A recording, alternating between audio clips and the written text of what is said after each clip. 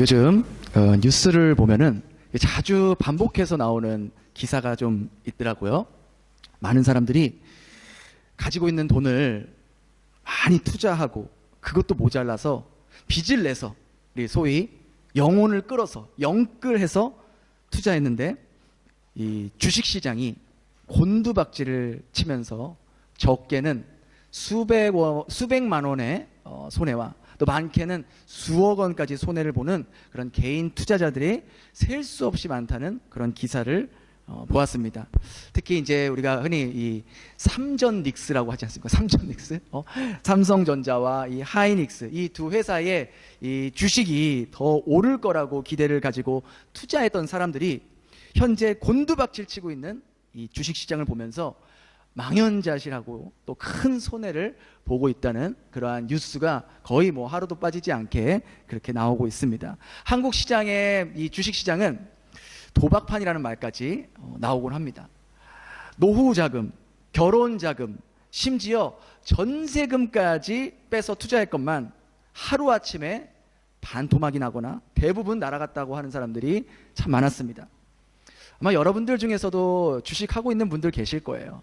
뭐 주식하는 것 자체가 죄라고는 볼 수 없죠. 하지만 이렇게 사람들이 주식시장에 투자하는 그런 이유가 무엇이겠습니까? 첫째는 힘들이지 않고 손쉽게 돈을 벌고 싶은 마음에서일 거고, 두 번째는 지금보다 더 많이 소유하고 쌓아놓고 싶은 그런 마음에서일 겁니다.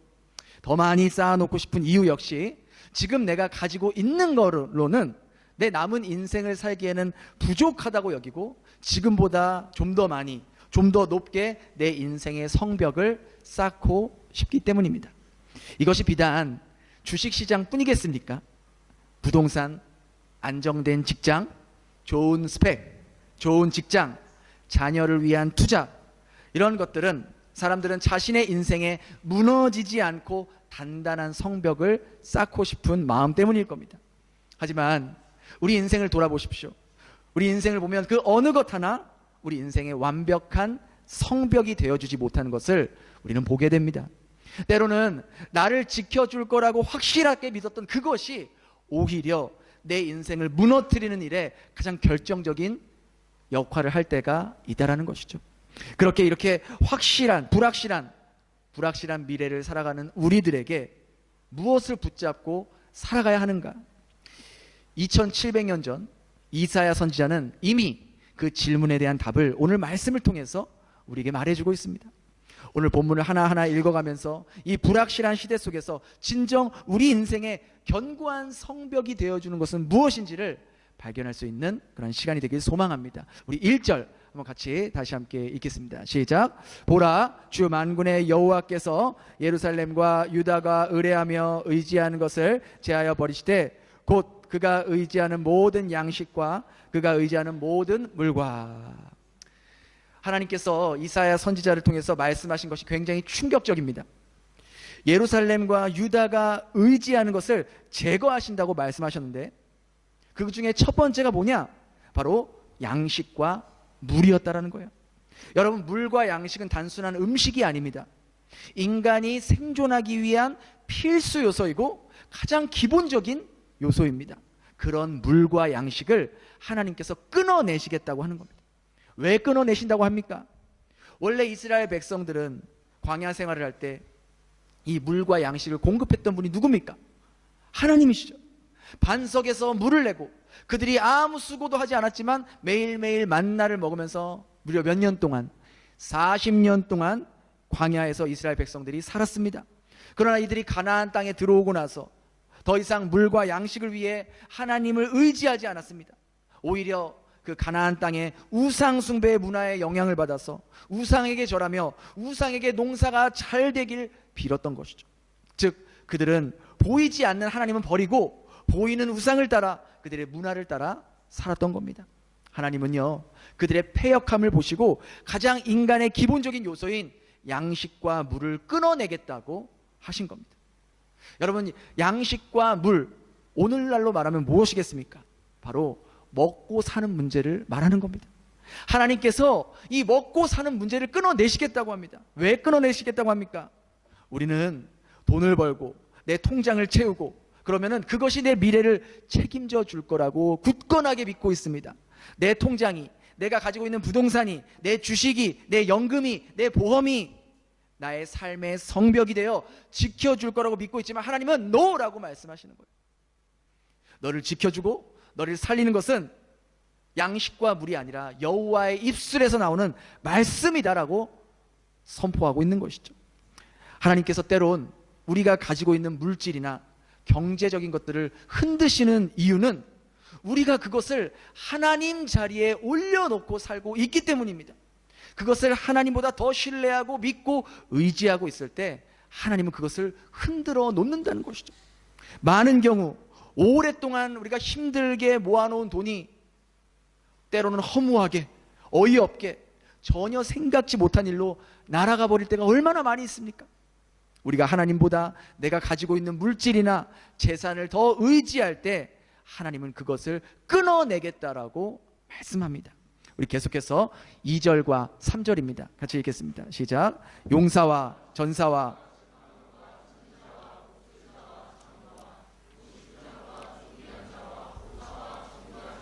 능란한 요술자를 그리하실 것이며.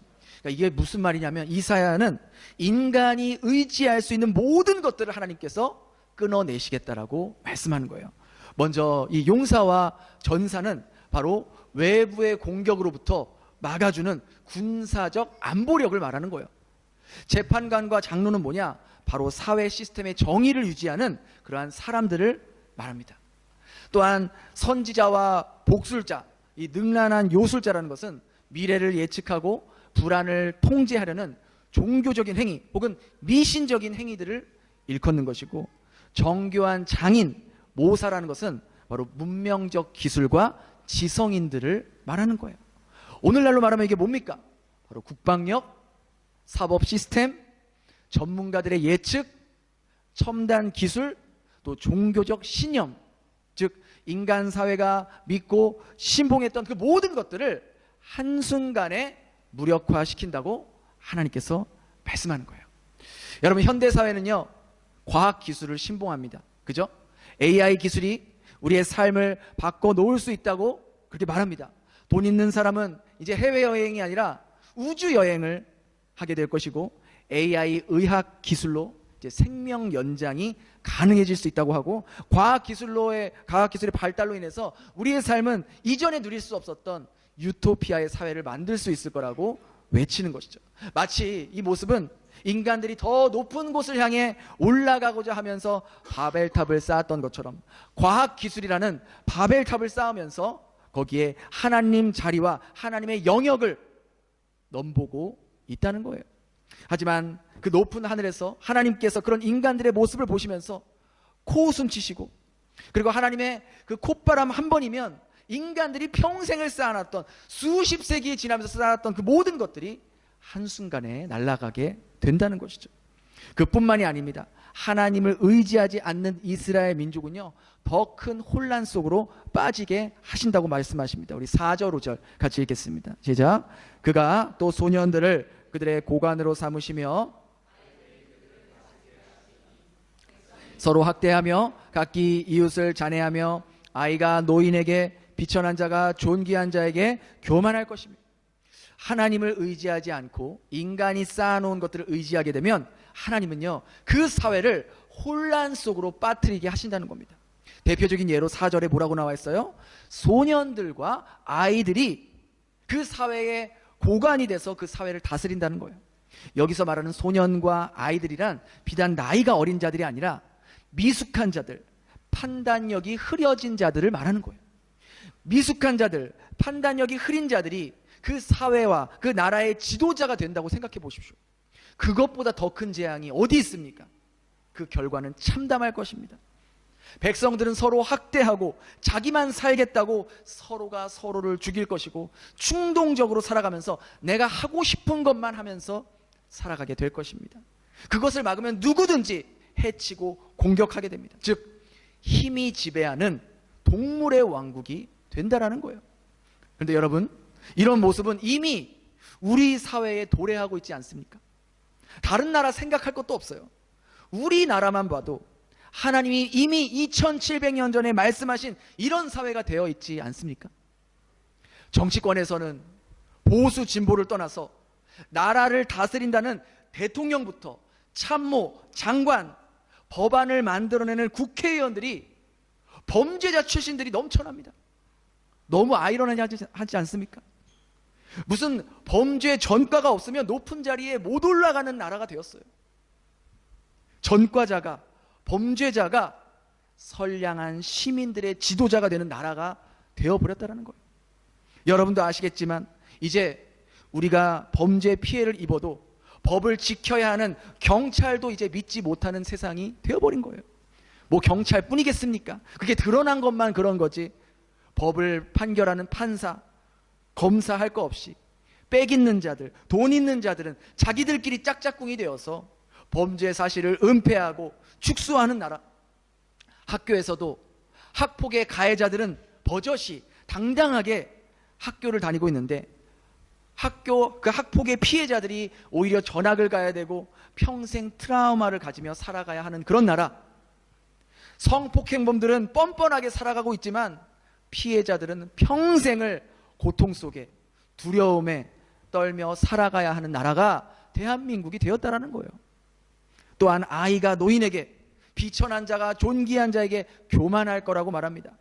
이 말씀대로 요즘 젊은 사람들이 어른들을 공경하고 대우합니까? 대우 안 합니다. 어른 취급 안 합니다. 대한민국이 지금처럼 자유롭게 누리며 살 수 있는 것, 요즘 제가 우리 아이들, 우리 다니엘 사무엘하고 그 6.25 전쟁을 이렇게 많이 보고 있어요. 정말 이렇게 아이들한테 이야기를 하면서 저런 분들이 지켰기 때문에 우리나라가 지금 자유롭게 예배도 드리고 할 수 있다. 이런 어른 세대의 희생과 헌신 덕분이라는 것을 생각하지 않고 그냥 뭐 어른이 얘기하면, 노인이 얘기하면 고리타분하다라고, 꼰대라고만 여기지 않습니까? 어른에 대한 공경이 사라진 지 오래예요. 반대도 마찬가지예요. 어른들은 젊은 사람들을 이해하려고 하지 않습니다. 젊은 사람들은 무조건 개념 없다고 하고 이기적이라고만 그렇게 몰아세우고 있는 것이죠. 여러분, 젊은 사람들이 없으면 나라의 미래가 있겠습니까? 이처럼 서로에 대한 이해는 사라지고요, 노인과 젊은 사람들은 서로를 공격하고 혐오하고, 남자와 여자도 서로 성평등을 주장하면서 그렇게 공격하고, 정치적인 이념이 다른 사람과는 절대로 섞여서는 안 될 원수처럼 생각하는 나라가 되었다는 거예요. 우리 6절 7절 계속해서 읽겠습니다. 6절 7절 시작. 혹시 사람이 자기 아버지 집에서 붙잡고 말하기를 내게는 겉옷이 있으니 너는 우리의 통치자가 되어 이 폐허를 내 손 아래 두라 할 것이면, 그 날에 그가 소리를 높여 이르기를 나는 고치는 자가 되지 아니하겠노라. 내 집에는 양식도 없고 겉옷도 없으니 너희는 나를 백성의 통치자로 삼지 말아라 하리라. 이 말은요, 이렇게 지금 망가진 사회를 좀 누구라도 좀 나서서 복구해달라, 고쳐달라, 당신이 우리의 좀 지도자가 되어주세요, 그렇게 말했지만 어느 누구 하나 나는 하지 않겠다, 내 집에는 양식도 겉옷도 없고 나는 너희들의 지도자가 되지 않겠다. 이 의미는요, 지금 나 먹고 살기도 바쁜데, 아니 내 코가 석잔데 이 나라가, 이 사회가 어떻게 되든 난 신경 쓰고 싶지 않아, 난 상관하고 싶지 않아, 이러한 극단적 개인주의와 냉소주의의 모습을 보여주는 거예요. 가정에서는 부모가 부모의 책임과 역할을 내팽개쳐버리고, 자녀 역시 연로하신 부모를 돌보지 않고 나 몰라라 하는 자식들이 수두룩하죠.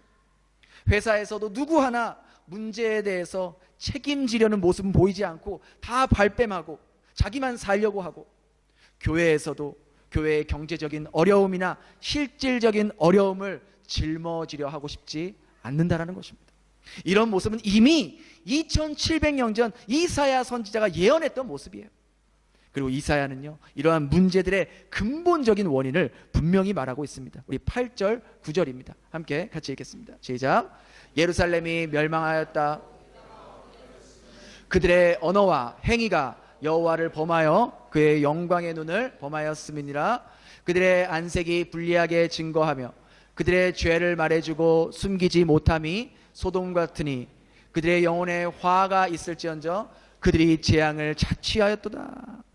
유다의 파멸은요, 외부적인 혹은 어떤 원수의 나라의 침공 때문이 아니었습니다. 철저한 내적인 부패 때문이었습니다. 성경은 그 원인으로 언어와 행위가 여호와에게 범죄했다라고 지목합니다. 특히 그들의 말은 하나님의 주권을 조롱하고 거역하는 독설로 가득 차 있었다고 말합니다. 그들은 하나님의 영광의 눈앞에서 범죄했습니다. 이 모든 것을 아시는 하나님의 존재를 무시하는 그러한 삶을 살았던 것이죠. 안식일에는 여전히 제물과 또 제사를 드리면서 살아왔지만 그들의 삶 가운데는 하나님이 없는 삶을 살았습니다. 자기의 욕심이 하나님이고 자기 자신이 하나님이었던 삶을 살았던 겁니다.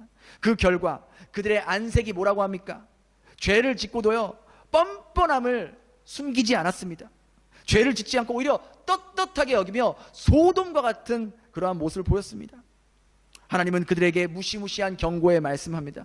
그들의 영혼에 화가 있고 그들이 스스로 재앙을 쌓아놓고 있다라고 말씀합니다. 여러분, 이사야 선지자는 지금 이방인들에게 이런 말씀을 한 게 아닙니다. 하나님이 세운 민족, 하나님만을 유일하게 믿는 이스라엘 백성들에게 지금 이 말을 하시는 겁니다. 그런데 문제는 오늘날 하나님을 믿는다는 우리 역시 이렇게 살고 있지는 않습니까? 여러분, 8절에 보시면은 그 예루살렘과 유다라는 단어를 대신해서 자신의 이름을 넣어보면서 읽어보세요.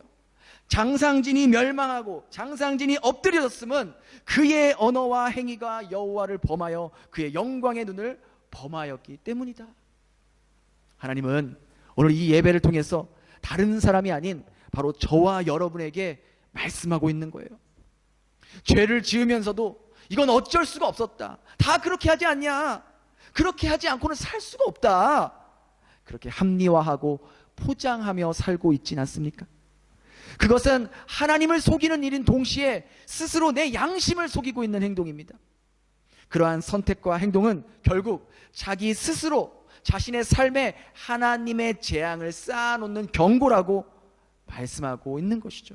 하지만 하나님은요, 언제나 우리에게 살 길을 열어주십니다. 우리 10절과 11절입니다. 같이 읽겠습니다. 시작. 너희는 의인에게 악인에게는 화가 있으리니 이는 그의 손으로 행한 대로 그가 보응을.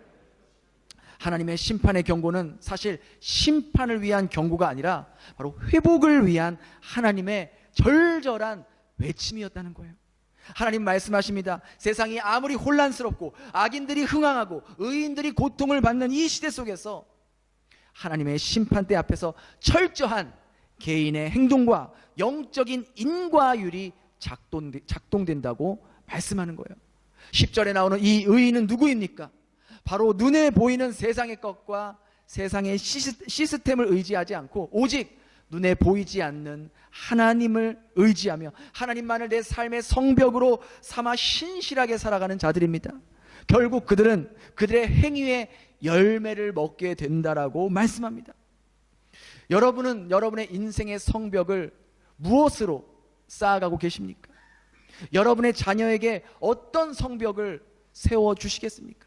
많은 부모가 자녀에게 비싼 학교, 비싼 학비, 좋은 학교, 좋은 과외, 그걸 보내주는 것을 부모의 역할을 잘한다라고 생각합니다. 그러나 어쩌면 그것은 자녀의 인생에 모래로 성벽을 쌓아주는 것과 같을 수 있습니다.